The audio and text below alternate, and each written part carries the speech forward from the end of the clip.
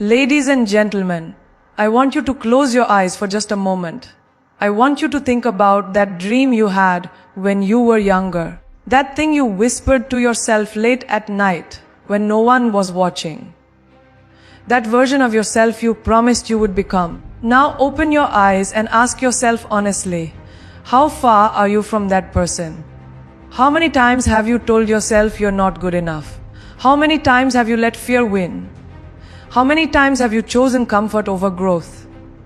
Because here's the truth that nobody wants to hear. The distance between who you are and who you want to be isn't measured in luck or talent or connections. It's measured in mindset.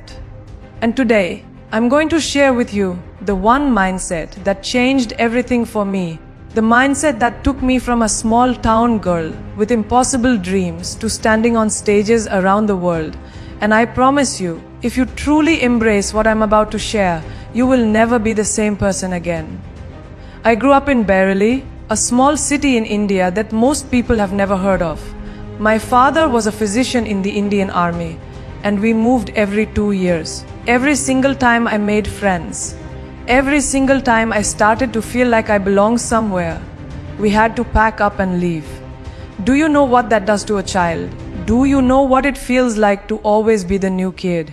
To always be starting over? To never have that sense of roots that other children had? I used to watch other kids with their lifelong friends, their childhood homes, their sense of belonging, and I felt like I was always on the outside looking in. But here's what I didn't realize then, here's what took me years to understand. That constant change, that constant discomfort, that feeling of never quite fitting in, it was building something in me. It was building resilience. It was building adaptability. It was teaching me that home isn't a place. It's a feeling you carry inside yourself. When I was 13 years old, my parents sent me to America for high school. 13. Can you imagine? I barely spoke English well enough to have a conversation. I had never been away from my family for more than a few days. And suddenly I was in Newton, Massachusetts, living with relatives, going to an American high school where I didn't understand half of what people were saying. I remember sitting in that cafeteria on my first day, holding my tray, looking around at all these kids who seemed so confident, so American, so sure of themselves. And I felt completely invisible, worse than invisible. I felt like I didn't belong anywhere, not in India anymore, because I was becoming something different. Not in America, because I would always be the foreign kid with the accent and the strange lunch. But you know what happened during those years? I discovered something powerful. I discovered that when you're uncomfortable, when you're out of place, when you have no choice but to adapt, you develop a superpower. You develop the ability to observe. You develop the ability to learn quickly. You develop the ability to become whoever you need to be in that moment. I wasn't just learning English. I was learning how to read people, how to understand different cultures, how to navigate spaces where I didn't naturally fit. And let me tell you something, that skill, that ability to be comfortable being uncomfortable, that's the foundation of everything I've achieved. After 3 years in America, I went back to India for my senior year of high school. And just when I was settling back into Indian life, just when I was reconnecting with my roots, my father entered me into a beauty pageant. I didn't even want to do it. I was 17 years old. I wanted to study aeronautical engineering. I had my life planned out. I was going to be an engineer, have a normal career, make my parents proud in a conventional way. But my father saw something in me that I didn't see in myself. He saw potential. He saw possibility. He saw that I had this unique combination of East and West, this ability to bridge cultures. And he thought, why not try? So I entered the Femina Miss India pageant. And against all odds, against girls who had been training for this their whole lives, girls who came from the big cities, girls who seemed so much more polished and prepared than me, I won. 17 years old, and suddenly I was Miss India, then Miss World, and my entire life changed in an instant. Everything I had planned, every safe path I had imagined for myself, it all disappeared. And I had to make a choice. Do I go back to the life I had planned, the engineering degree, the safe conventional path? Or do I step into this terrifying unknown world of Bollywood, of acting, of entertainment, where I had zero experience, zero training, zero connections? I chose the unknown. I chose fear. I chose growth. And that decision, that one decision to embrace uncertainty instead of running from it, it changed everything. But here's what nobody tells you about choosing the harder path. Here's what they don't show you in the highlight reels and the success stories. It's brutal. It's lonely. It's filled with more rejection and failure and doubt than you can possibly imagine. When I first came to Mumbai to start my acting career, I knew nobody. I had no family in the film industry.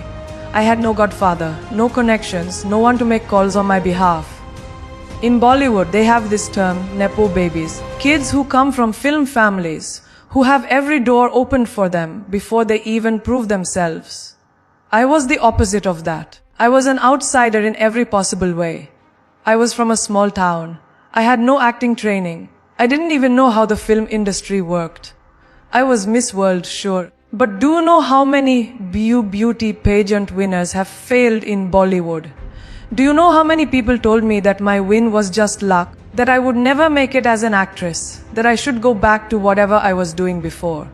My first few films were disasters, not just unsuccessful, disasters. Critics tore me apart. They said I couldn't act. They said I was stiff, wooden, expressionless. They said I was just another pretty face who would be forgotten in a year. And you know what? They weren't completely wrong. I wasn't good at first. I had no training. I was learning on the job, making mistakes in front of millions of people, failing publicly over and over again. Do you know how humiliating that is? Do you know what it feels like to work your heart out on something and then read review after review saying you're terrible? There were nights when I cried myself to sleep. Nights when I questioned everything. Nights when I thought, maybe they're right. Maybe I should just quit. Maybe I'm not cut out for this. I would call my mother and tell her I wanted to come home, that I couldn't do this anymore, that the rejection was too painful. And she would say something that I will never forget. She would say, Priyanka, the only difference between people who make it and people who don't is that people who make it don't quit. That's it. It's not more talent. It's not more luck. It's just that they refuse to stop. They refuse to let failure be final. So I made a decision. I decided that I was going to become excellent. Not good, not decent, excellent. I decided that if I was going to fail, it wouldn't be because I didn't give everything I had. I started training. Acting classes, diction classes, dancing, action training, everything. I worked 16, 18, 20 hours a day. While other actors were going to parties and networking events, I was on set or in class. While other people were sleeping, I was studying my craft, watching films, analyzing performances, learning everything I could about what makes a great actor great. And slowly, things started to change. Not overnight, not dramatically, but film by film, performance by performance, I got better. I started choosing more challenging roles. I stopped playing it safe. I took on characters that scared me, characters that required me to dig deep into parts of myself I had never explored. And something magical started to happen. The same critics who had written me off started to notice. The same industry that had dismissed me as just a beauty queen started to see me as a serious actor. But even as I was finding success in Bollywood, even as I was finally proving myself, there was this voice in my head. This voice that said, is this it? Is this all you're capable of? You've conquered one mountain, but what about the bigger mountains? What about Hollywood? And that voice wouldn't leave me alone. Because here's the thing about growth. Here's what I've learned. Once you develop the mindset of always pushing yourself, always reaching for more, you can never go back to playing small. You can never be satisfied with just being comfortable. So in the middle of a successful Bollywood career, when I finally had everything I had worked so hard for, when I was finally accepted and celebrated and successful, I made another crazy decision. I decided to move to America and try to break into Hollywood. Do you understand how insane that was? Hollywood doesn't exactly roll out the red carpet for Indian actresses. There are barely any South Asian faces in mainstream American entertainment. The roles that existed were stereotypes, cab drivers and convenience store owners, and IT professionals with thick accents. And I had a thick accent. I looked different. I came from a different entertainment industry. I had zero connections in Hollywood. Zero. People in India thought I was crazy. They said, "Why would you leave all this success to go be a nobody in America?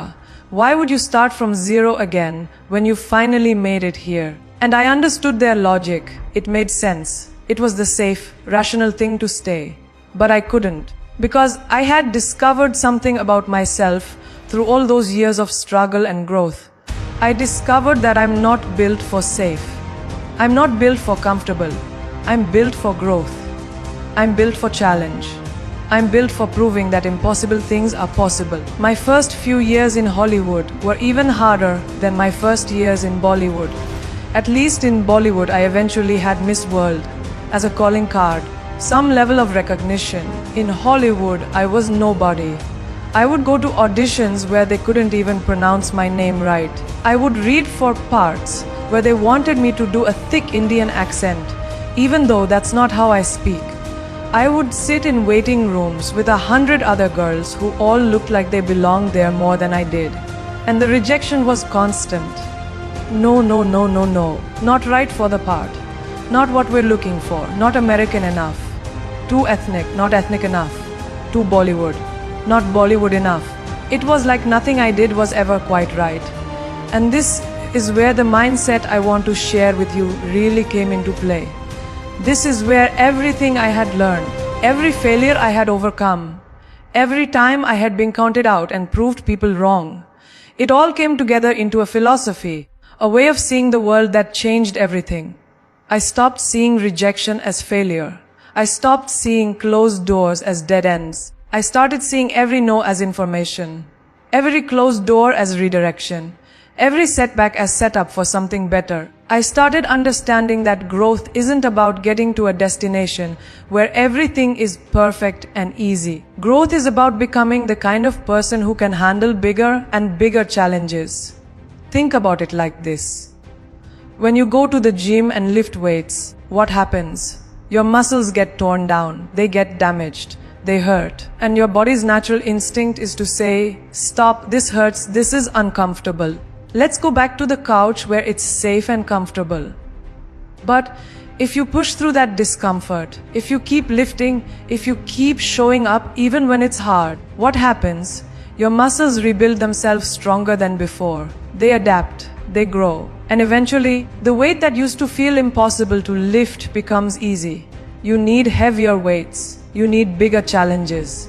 Because your capacity has expanded. That's exactly how life works. That's exactly how your career works. That's exactly how your personal growth works.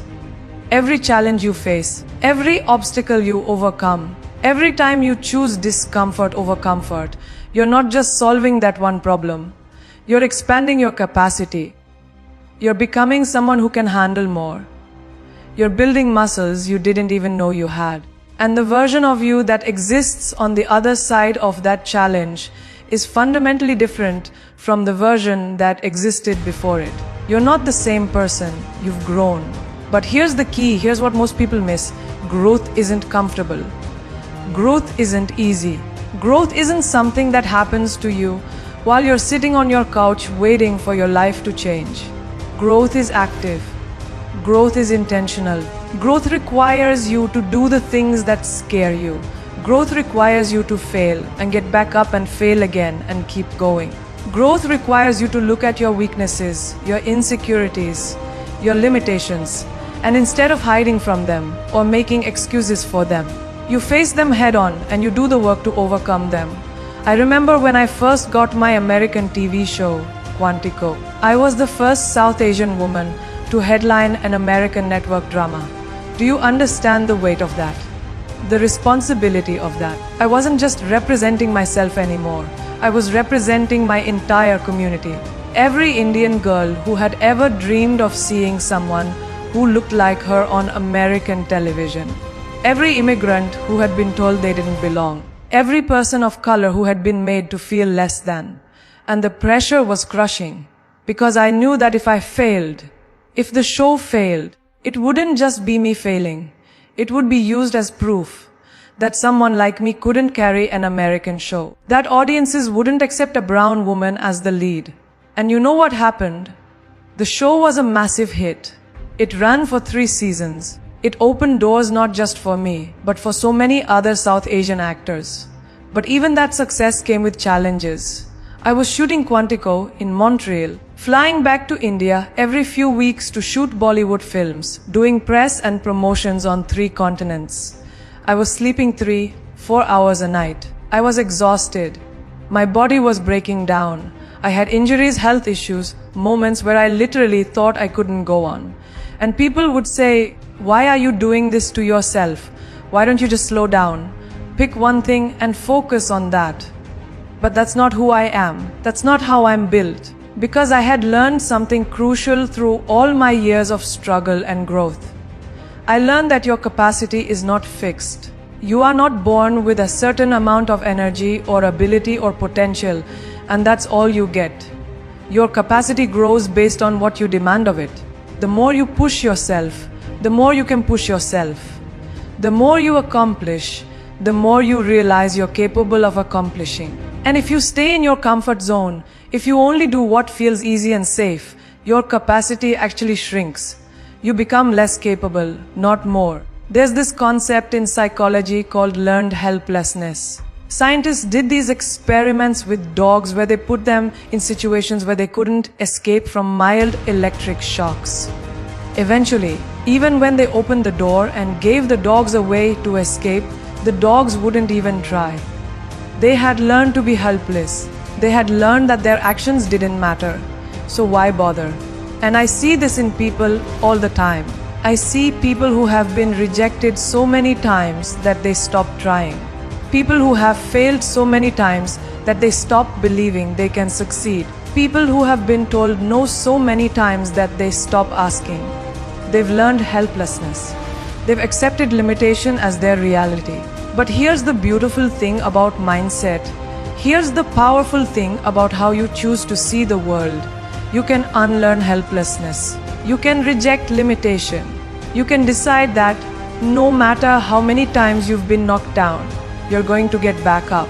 You can decide that your past does not define your future. You can decide that other people's opinions of you are not facts. You can decide that impossible is not a fact, it's an opinion. And you can prove that opinion wrong. When I started my production company, when I started producing my own content, instead of just acting in other people's projects, people thought I was being too ambitious. They said, "You're already successful, why risk it? Why try to do more? Why not just be grateful for what you have?" And I understood where they were coming from. There's this cultural thing, especially for women of color, where you're supposed to be grateful. You're supposed to be humble. You're supposed to not want too much or ask for too much or demand too much. You're supposed to be happy with whatever scraps you're given and not push for more. But I rejected that completely. Because being grateful and being ambitious are not mutually exclusive. I am deeply grateful for every opportunity I've been given. I am grateful for every person who has believed in me, every door that has opened, every success I've achieved. But gratitude doesn't mean settling. Gratitude doesn't mean stopping. Gratitude doesn't mean not wanting more for yourself and for your community. In fact, I think true gratitude means taking the opportunities you've been given and maximizing them. It means honoring the people who believed in you by proving them right. It means using your platform and your success to create opportunities for others. So I started producing. I started creating content that I wanted to see in the world. Content that had South Asian leads, that told stories from our perspective, that didn't make us the sidekick or the stereotype, but the hero of our own stories. And it was hard. Producing is hard. You're responsible for everything. If something goes wrong, it's on you. If the project fails, it's on you. If you run out of money, if your actors quit,